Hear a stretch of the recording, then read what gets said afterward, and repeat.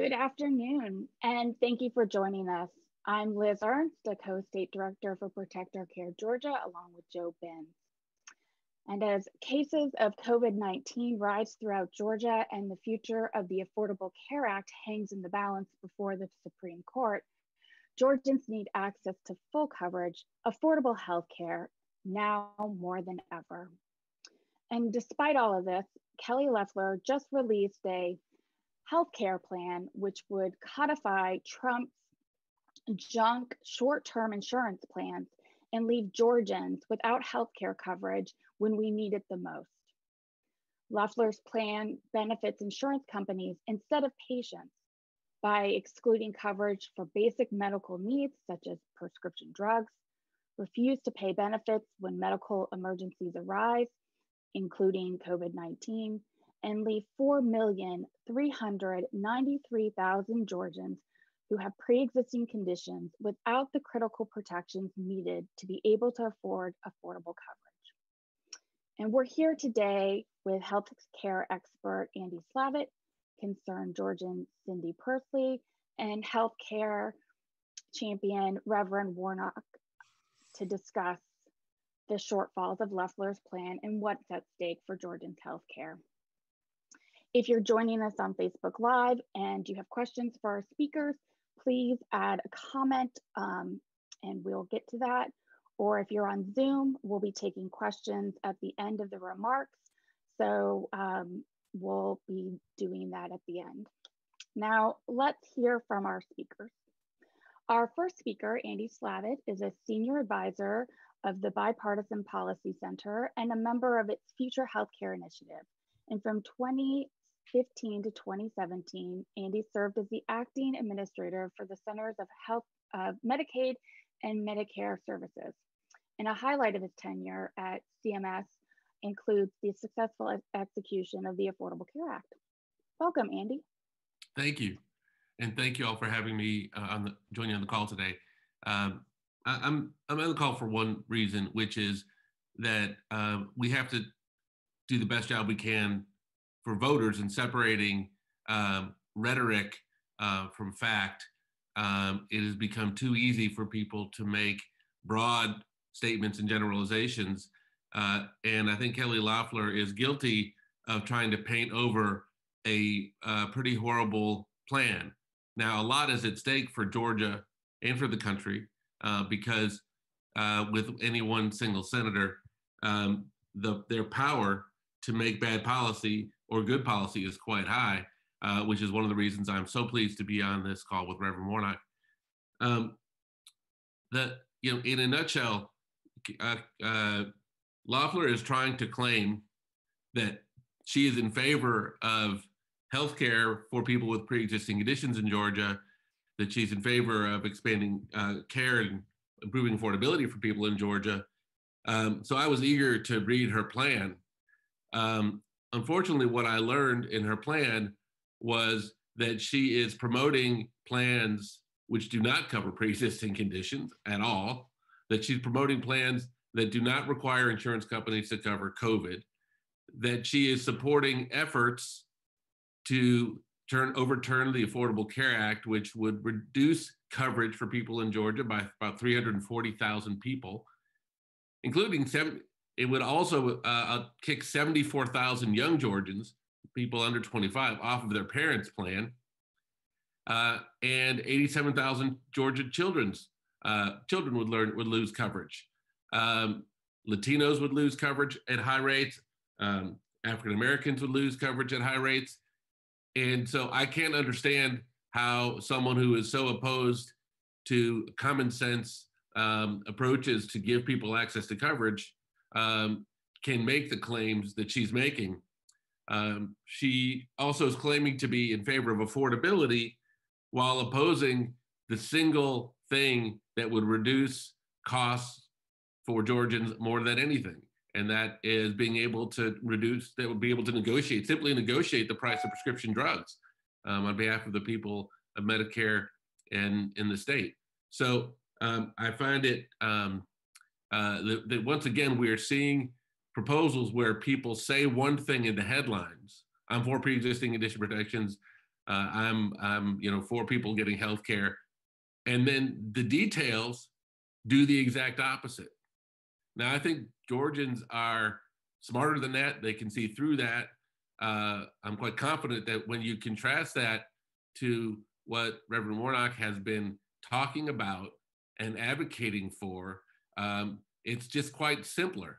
It's just simply cover more people, make sure that people can afford to take care of themselves if someone in their family is to get sick or is to want to stay healthy. And that's all people anywhere are asking, including in Georgia. And in the middle of this pandemic, to be of the view that only certain people who have earned the right to get health care should get it defies common sense, because it means that not only are we going to be keeping people without coverage, but in the terms of Martin Luther King said, we are all connected, we are interconnected. And so people who are not getting coverage and getting sick will be the same people that will be infecting more and more people with COVID-19. And that just shows the fallacy of that policy. So I am excited to see Reverend Warnock come to the United States Senate. It's going to make a huge difference. The contrast could not be stronger. Thank you. Thank you, Andy. Really appreciate those remarks. And now we'll hear from Cindy Pursley, who is joining us from Noonan, Georgia. She's a retired CPA with a 35-year career in public practice and industry accounting. And she is a 3-time cancer survivor as well as a stroke survivor. Thank you so much for joining us, Cindy. Thank you, Liz. I'm Cindy Pursley. I've lived in Noonan and Coweta County for 23 years. I retired in 2018 due to health issues from 3 bouts of cancer and a stroke. The ACA allowed me to be able to retire and keep health insurance coverage. I also have a genetic mutation which makes my whole body a pre-existing condition. I could get pancreatic cancer or other cancers from this mutation. I just had a scare with my stomach, which thankfully came to nothing, but it required extra tests and extra costs. I need costly follow-up care such as regular MRIs and medication. Without the ACA, I would have no insurance unless I go back to work. I may have to go back to work if I'm even able to still work if the Supreme Court does overturn the ACA. During the middle of a global pandemic that threatens millions of Americans' health, I feel like Republicans are still trying to take away my health care. This new proposal by Senator Loeffler does not help. It leaves people like me subject to the whims of insurance companies with junk insurance that may seem more affordable until it does not cover a person's pre-existing condition. It creates a huge loophole where insurance companies can deny coverage to people like me. It leaves out the requirement that insurance companies have to sell coverage to those of us with pre-existing conditions and cover those conditions. Her plan has no real details, just promises. After watching Trump and the Republicans try to destroy the ACA these last 4 years, and before that, I don't trust any of them further than I can throw them. Their goal is to deny coverage to people like me, or they would have put forth a comprehensive healthcare plan years ago. They got nothing.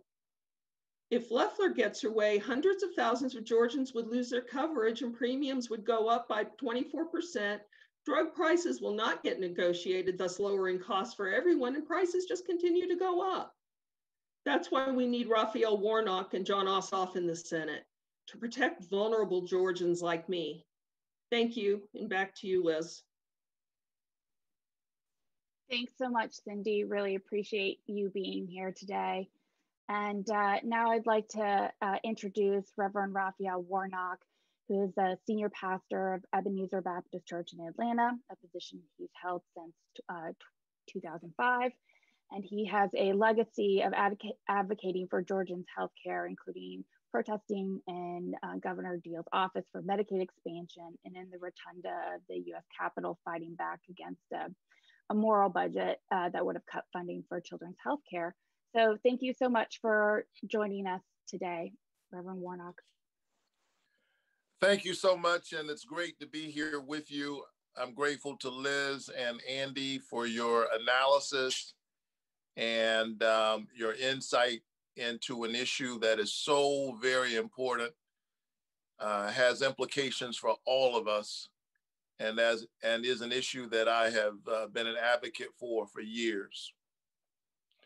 You know, sometimes in the course of politics, the urgency of the issues being discussed and the real cost of human beings, actual human beings, gets lost. I want to say this afternoon that the debate about healthcare in a real sense can be summarized in one word: Cindy.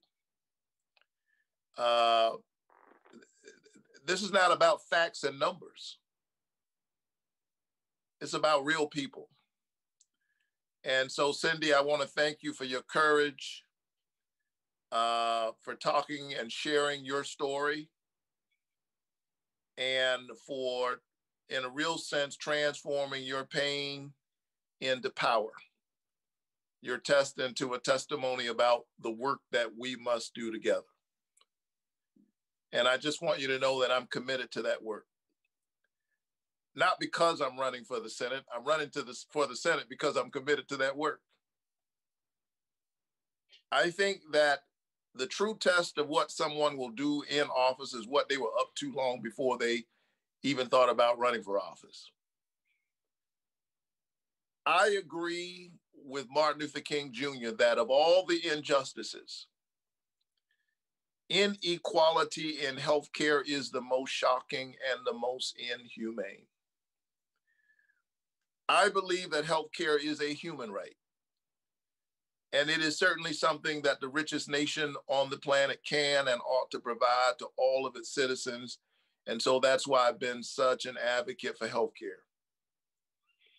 It is for that reason that when we were trying to pass the Affordable Care Act, I wasn't in politics, but I was preaching about the Affordable Care Act from my pulpit on Sunday morning.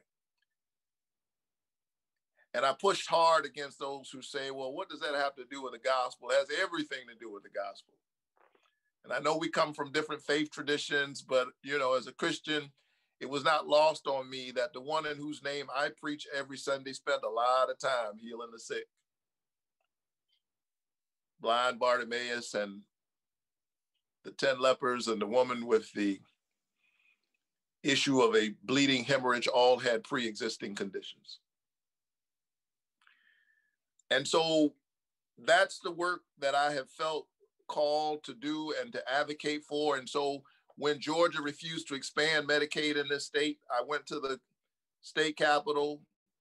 I and other activists conducted an act of civil disobedience there. And the Capitol Police came doing their job. I'm not mad at them. When you engage in civil disobedience, you willingly accept the consequences. And they said, Reverend, if you don't move, we're going to have to arrest you. And what they didn't understand was that I had already been arrested by this idea that we're tied in a single garment of destiny, that if my neighbor's uncovered, then I'm unprotected. And so I was taken away by the Capitol Police, standing up for people like Cindy and children and buying prescription drugs. I did the same thing in the US Capitol a couple of years later, arguing that a budget is not just a fiscal document, it's a moral document. And the Capitol Police took me away again. Well, in a few weeks, hopefully as we build this strong coalition, the Capitol Police will get an opportunity to escort me one more time. This time to my new office as the next United States Senator, along with John Ossoff from the great state of Georgia, so that we can fight for a real healthcare plan. Kelly Loeffler is not serious.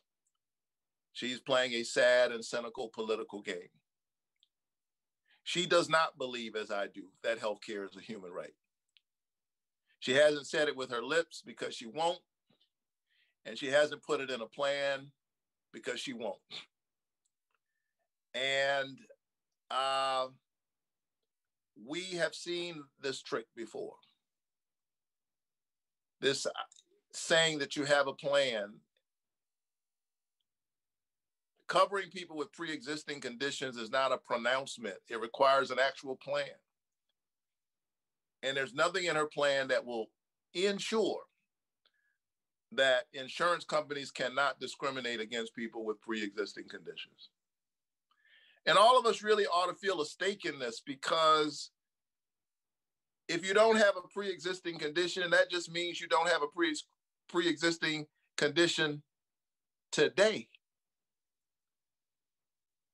That can change at any moment for a whole range of reasons, many of which are out of our control.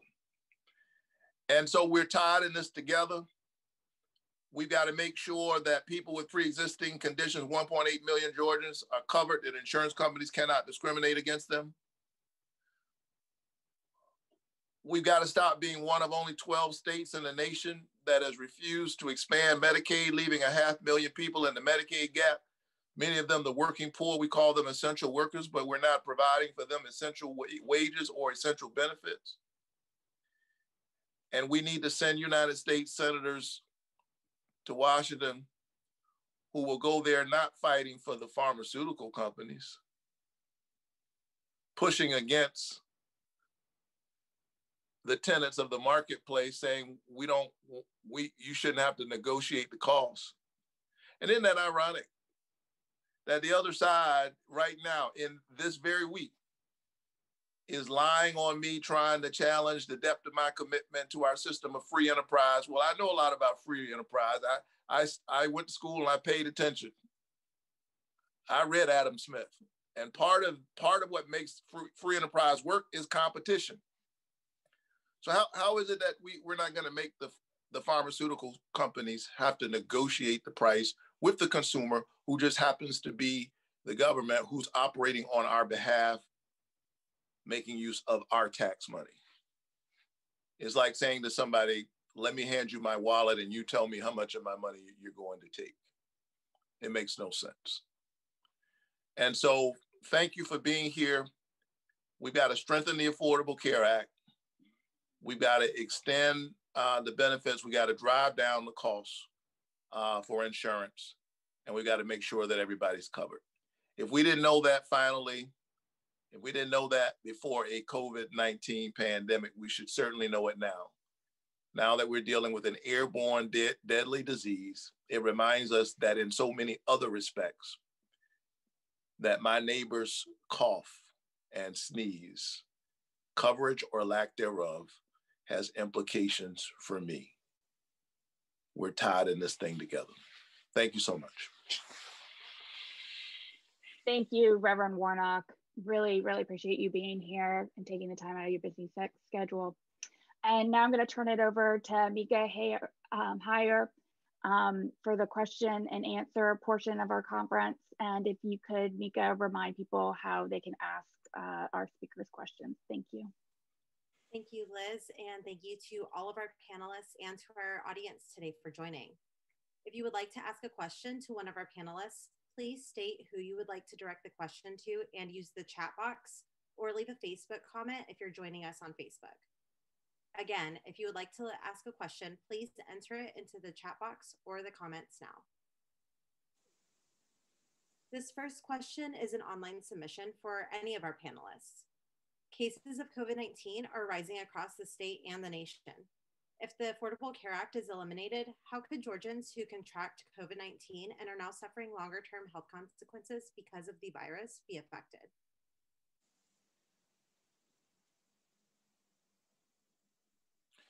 The short answer is that they could lose their health care, but I'm going to defer to the other folks on the panel who could go into more detail perhaps and talk about that.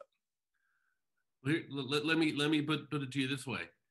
So some 23-year-old student, maybe at Georgia Tech, at Emory, at one of the HCBUs, let's say they contract COVID-19, they have a little bout with it, they feel fine, and then let's say 5 years from now, 10 years from now, they're older and they develop asthma, or they develop diabetes, or they have heart palpitations. Now, the insurance company what are they going to do? Without the ACA, well, say with the ACA, it's none of the insurance company's business.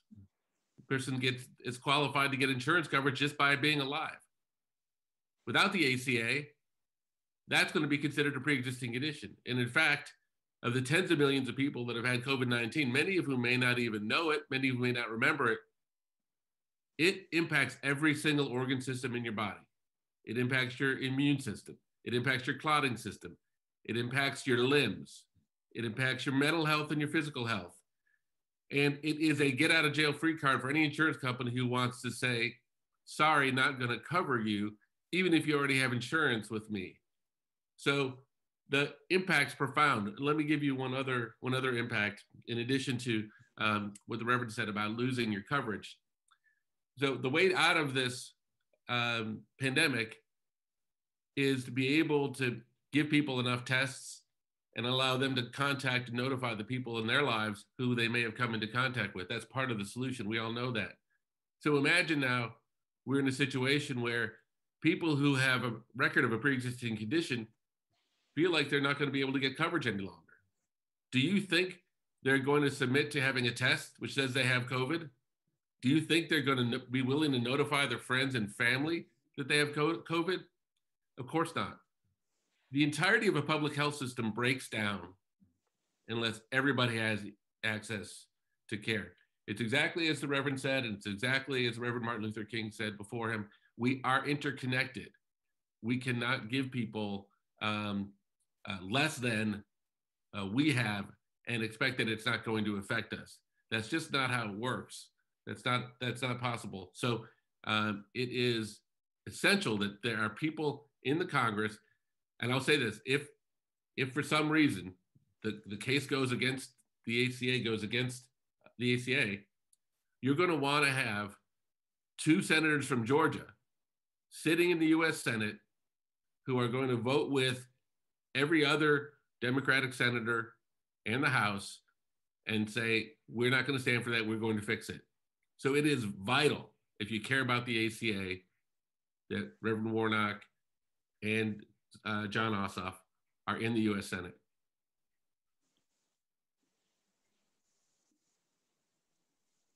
Thank you so much for your comments. Our next question is from Patricia, and I'll actually let you go live here. So Patricia, you are good to ask your question. Okay, great. Hi, my first question is for Andy Slavitt. Senator Loeffler's plans seem to rely heavily on what she's calling guaranteed coverage plans, which I think are similar to guaranteed issue plans. Could you talk about that concept of guaranteed issue and where the holes could be for people with pre-existing conditions? Yeah, I mean, not to be impolite, but that's word salad. I mean, that's someone picking 2 words they think sound good and reassuring, but have no meaning. Recall that her plan also allows people to buy limited duration plans, allows people to buy into these association plans that anybody can form.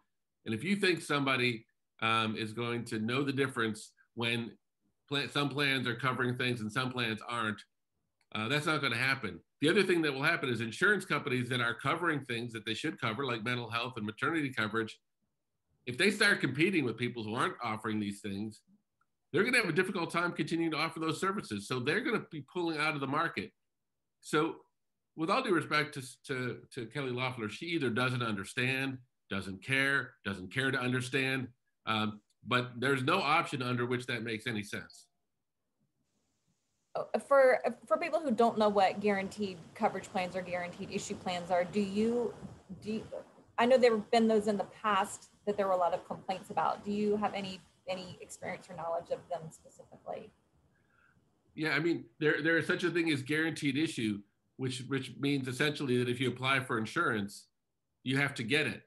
But what it doesn't say is what kind of coverage, what kind of issue, the rules around it, or anything else. So it is, I think there are words that are intended to make people to hear the word guarantee, and because healthcare is so complicated, think, oh, well, that's a good thing. It is far from what we need in this country. It's far from the protections people have under the Affordable Care Act. It's far from what people have under Medicaid expansion. It's a new thing that has no definition. Okay, thank you so much. And could I ask one more question of Reverend Warnock? Would that be, Sure. Do I have time for that? Reverend Warnock, I have certainly reviewed the healthcare issue page on your website and know the principles and goals that you have for healthcare. Are there any specific plans that you think you'll be coming forward with between now and the runoff, or are you mostly supporting the existing legislation of ACA? And then also you had mentioned earlier that you would support a public option to expand the ACA.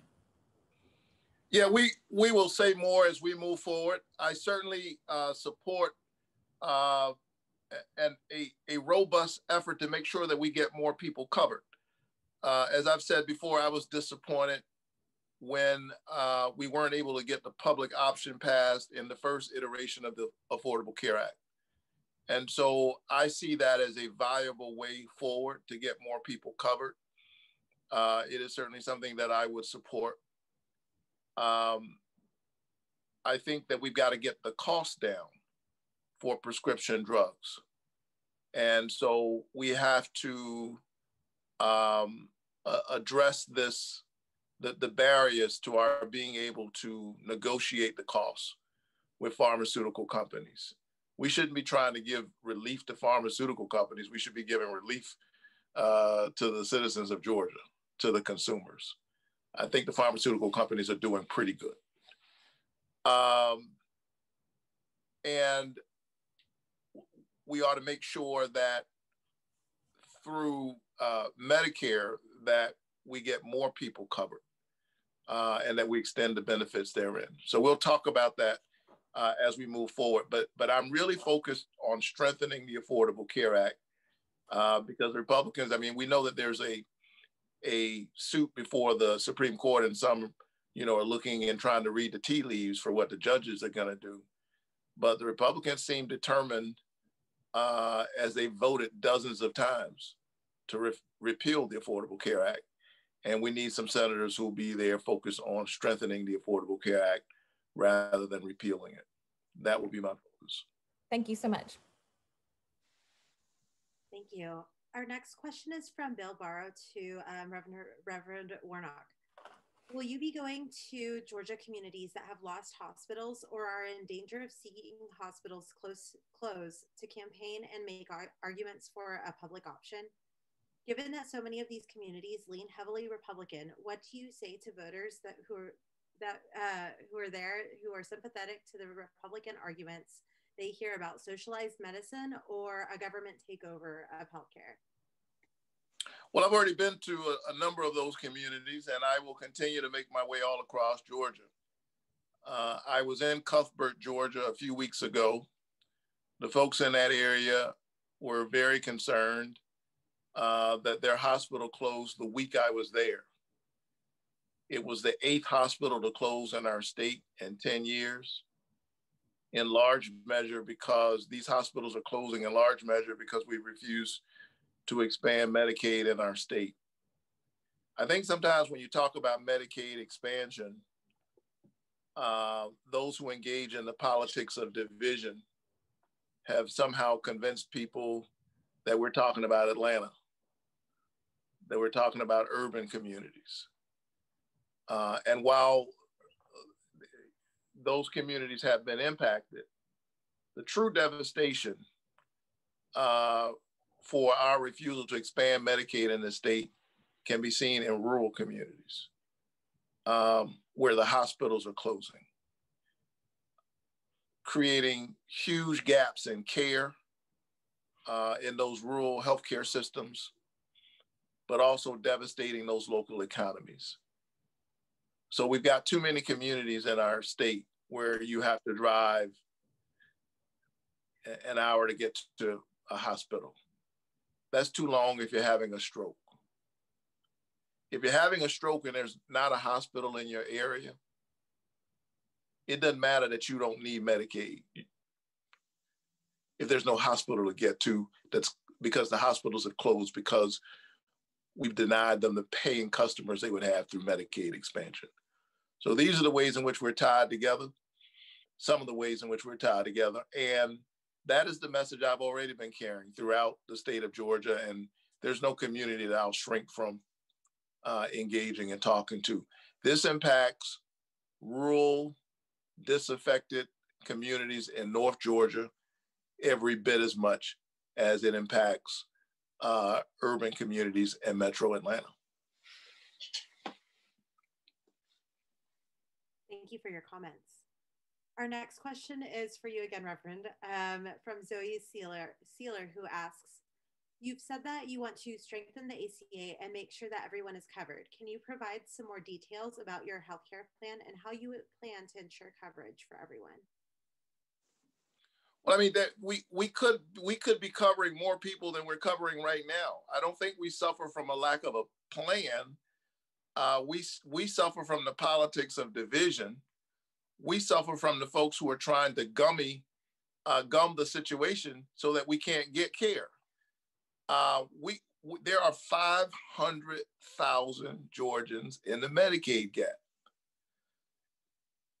And that means that folks who are at 138% of poverty can get covered if we just say yes. Now that's a state issue, but Georgia would benefit from having a senator who would make it easier for Georgia to say yes and agree with 38 other states to expand Medicaid. So one legislative fix I would offer is something similar to the language that we saw in the CARES Act,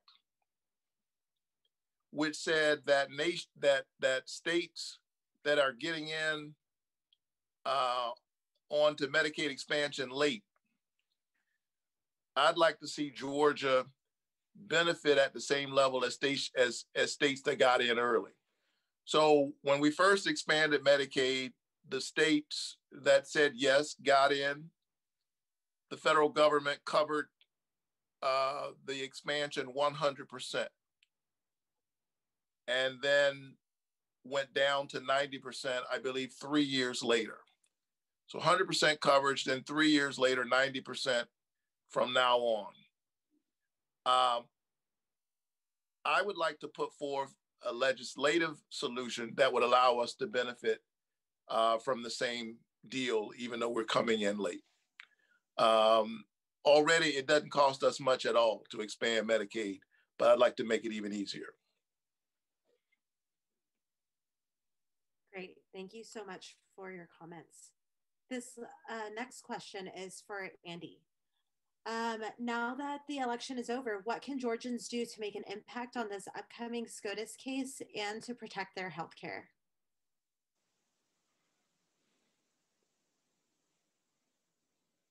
Oh, it looks like you might be on mute. No, I'm off now. I know, you will know when the pandemic is past us, because then I will have figured out the mute button. So first of all, this election is far from over. And I don't mean the recount. I mean, the election in Georgia is a state election with national implications. And the people in Georgia have an enormous opportunity, not just to impact the fate of the state, but the fate of the nation. And I have tremendous confidence. I've spent a lot of my life in Georgia, both not just in Atlanta, but down in southern part of the state in Americus, Georgia. And I will tell you that the things that people want are just basic fundamental things. Can I take care of my family if something happens? That's it. That's it. I don't want to have to go to bed worried that if something happens, I got to be up at night tossing and turning that I can't afford their medication or can't afford to take them for the best care possible. And why should someone else be able to do that when I can't? Or what if I lose my job? Or what if my kids, when they grow up, they have different types of jobs than I have? All of those things are a very different reality that the ACA was designed to help address. It's not perfect. It's an enormous step forward. And should the Supreme Court make an enormous error in the way they handle this case, then there is only one remedy, and that is 51 votes in the United States Senate to add a one sentence correction in the House, and signed by then President Joe Biden, because we'll be talking about the middle of next year. Okay, so let's review that. What do we have there? We have the House, we have the president. What are we missing? Well, we're almost there in terms of having a sufficient number of senators. And you're talking to one of them. And he's not just one of them, he's someone who has, from the grassroots, from talking to people, from seeing where people live, understands how much is at stake here. And I believe that those are Democrats and Republicans. So I don't believe this election in Georgia should go down the lines that of traditional Democrats and Republicans. I think it should go down the lines of people who want someone there, who are fighting for them, and who care about their ability to take care of the needs of their families. And that's a Democrat and a Republican thing. And so y'all have it in your power, which I hope and I know you'll exercise greatly, to make sure that the country doesn't lose the Affordable Care Act. Great.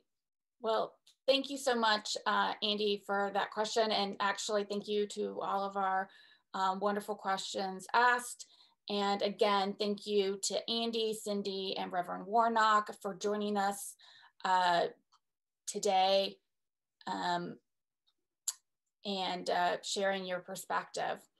And given Kelly Loeffler's disastrous healthcare record in her short term in office, it's no surprise that her healthcare plan benefits insurance companies and not patients. And Georgians need access to affordable care now more than ever, yet Loeffler's plan will leave us all out in the cold. So thank you guys for joining us. Be well and stay safe.